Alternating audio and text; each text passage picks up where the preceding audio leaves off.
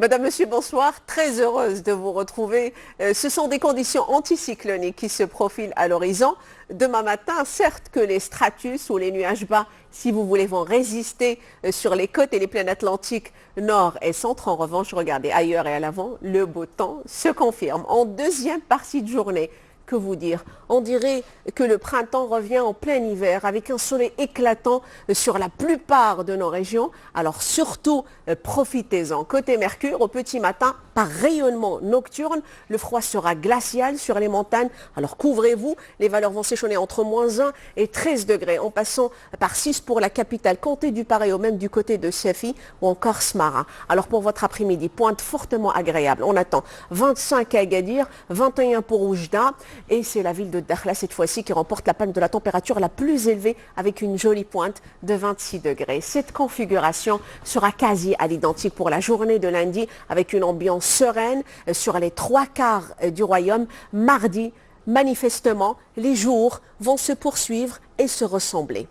Sans plus tarder, avant de vous quitter pour votre info de ce soir, je vous propose de mettre le cap sur la péninsule ibérique. Les coquillages de Galice se trouvent littéralement décimés par le réchauffement climatique.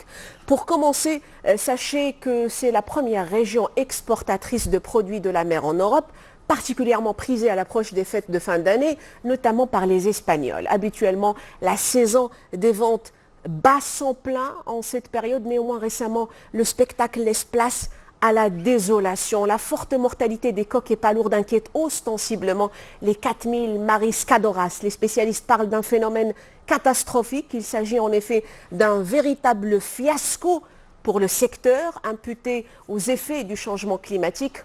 Entre une eau trop chaude et une salinité trop faible de la mer, les mollusques deviennent plus faibles et finissent par mourir.